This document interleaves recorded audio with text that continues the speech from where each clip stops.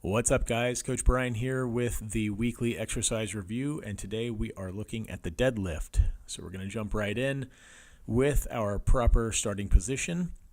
This is an Olympic bar deadlift, which is traditionally started from the floor. So what we're going to see here, good starting position, feet flat on the floor. The bar is lined up directly over the midfoot, or the shoelace position, as is sometimes referred to. Shins are forward against the bar with a slight bend in the knee. The only reason that bend in the knee exists is because as we move up to the hips, these hips are hinged backwards. From there, we're going to go up a good neutral spine, meaning a straight spine with a natural lumbar curve. You don't want to force this curve. You don't want to extend your back to make a big lumbar curve. Then from there, we're going to go to the shoulder blades. Sorry about that. Going to go to the shoulder blades. The scapula should be lined up. This vertical line right here is the pulling vertical line of the bar. The shoulder blade should be directly in line with that and over the bar. And again, good natural neutral spine. One thing I want to point out here about the hips is that they are above the knees. Hips are above the knees, but below the shoulders. So we create this greater than symbol right here. That's what we want to look for in our starting position.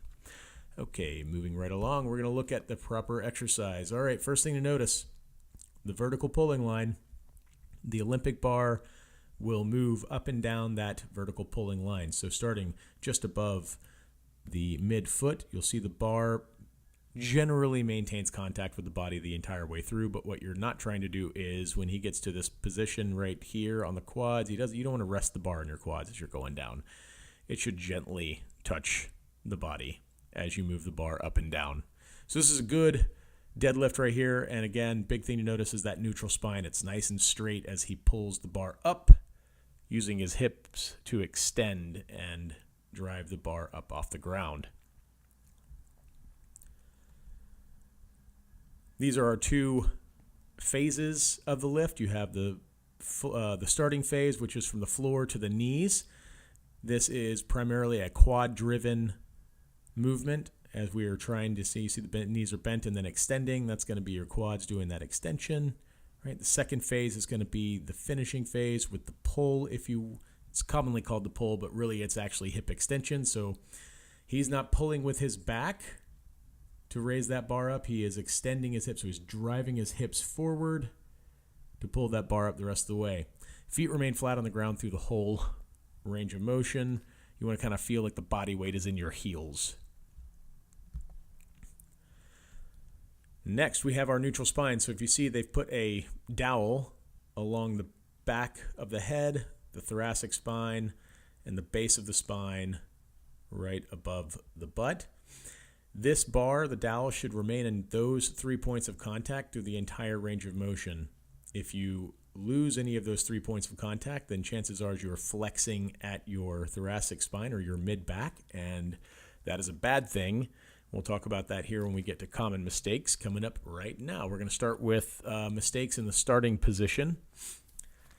So on the right, you have a good quality starting position for the deadlift. On the left, you have a bad starting position with the deadlift. First thing we're going to see is right off the bat, he's got the bar over the toes, and not over the midfoot or shoelaces. The reason for that is that he has too much bend in his knees. He's forcing his knees forward.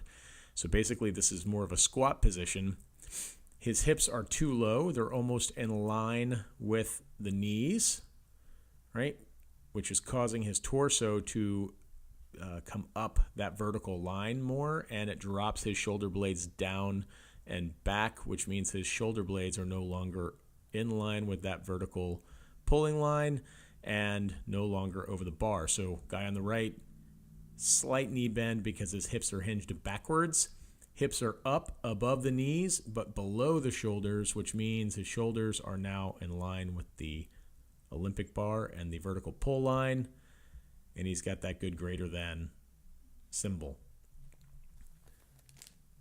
Next, we are going to another common mistake for the starting position. This is butts too high. So everything's good here. The bar's over the midline of the foot. knees are slightly bent against with the shins against the bar, but the problem is that his leaning forward, his butt's way too high. As you bring the hips up like this and bring that spine parallel to the ground, then the shoulder blades will move forward of the vertical pulley line.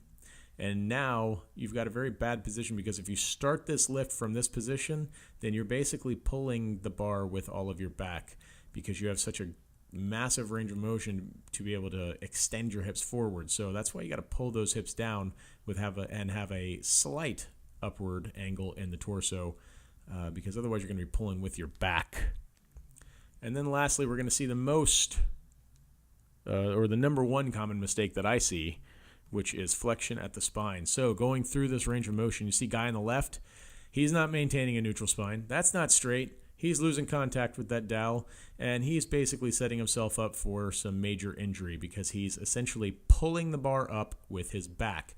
Notice how the glutes on guy on the left aren't highlighted here, and they are on the guy on the right. That's because the guy on the left is pulling the bar up with his back, tucking his hips under. Watch his hips tuck under as he stands up, so his glutes are not extending his hips. So you've heard the saying, lift with your legs, not with your back. This is exactly what they're talking about. Guy on the right here, nice and clean lift.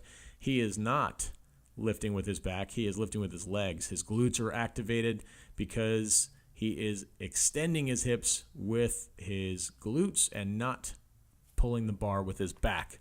Now, if you are in this position with the guy on the left, if you are flexing your back when you're performing a deadlift, then that means most likely that you are either not able to lift the amount of weight you are trying to lift, or you need to be coached, cued by a fitness professional, because you're missing some of the movement mechanics that are necessary for this.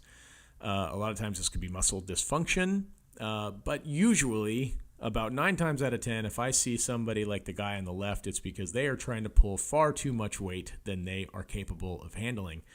So remember, it is always about movement quality and never about movement quantity of weight.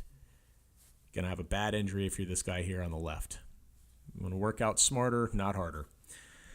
But that does it for this week's exercise review for the deadlift. I hope you enjoyed it, and I hope that you guys will be back next week for another exercise review with Coach Brian, Linked Athletics. Have a good one, guys.